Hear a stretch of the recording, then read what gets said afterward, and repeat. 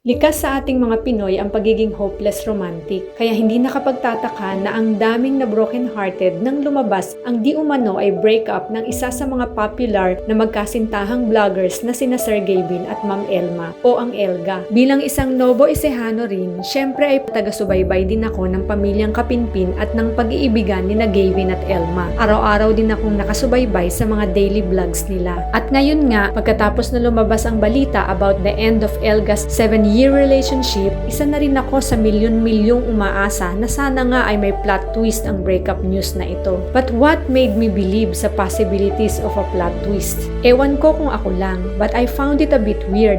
The way they've announced ang kanilang di umano ay breakup 15 days after ng vlog ni Sir Gavin na bangon. The announcement from both of them was posted the same day. An hour after mag-post ni Elma sa kanyang FB page, ay si Gavin naman ang nag-post din sa kanyang page. Napansin nyo din naman na parehong-pareho ang pattern ng mga post nila. Ano yun? Nagkopyahan ang design ng breakup announcement nila? Isa pa ay wala silang verbal confirmation ng di umano'y breakup nila.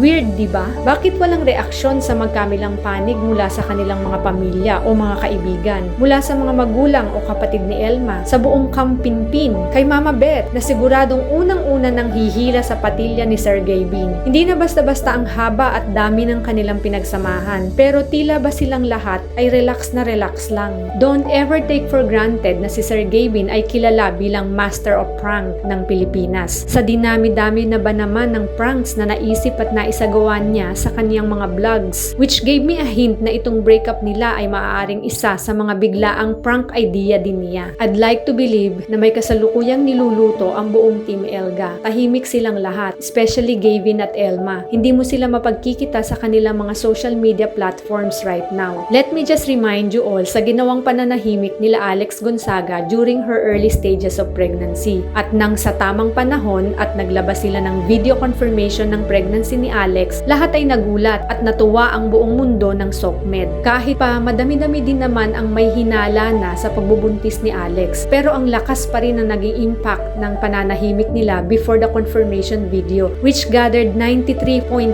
million views as of now. Hindi kaya nakapulot ng idea dito si Sir Gavin? Oo nga pala, ang video ni Sir Gavin na pasan ay may 95 million views na as of now. That's a record-breaking number of views. Naging malaking impact ng video na ito ay ang revelation ni Elma na napag-uusapan na nila ni Gavin ang tungkol sa pagpapakasal. Siguro noong una ay maaaring hindi pa nga emotionally ready si Gavin to marry Elma. But I'd like to believe na this pasan video, which showed Elma's deep emotion regarding the idea of the two of them getting married, must have become an eye-opener for Gavin. It's about time. It's now or never. I'd like to believe also na hindi sasayangin ni Gavin o ni Elma nang ganun-ganun na lang ang 7 taon na pinagsamahan nila. Ganun din ang mga taong nakapaligid sa kanila. Ayon nga sa mga nakapanood ng isang live ni Elma sa TikTok, na nadulas daw si Sky at nasabing ikakasal na si Ninong at si Ninang at biglang nag-end ng live si Elma. Kung tama ako, maraming magsasaya. Para sa akin, ang Elga ang bagong version ng Aldab na kung saan sinubaybayan ng halos buong Pilipinas. Pero sana maging pang happily ever after ang kwento ng pagmamahalan nila. Sabi ni Elma sa dulo ng breakup post niya, "We hope that you will still join us on our new journeys." Sabi naman ni Gavin, "In life, every ending is a new beginning.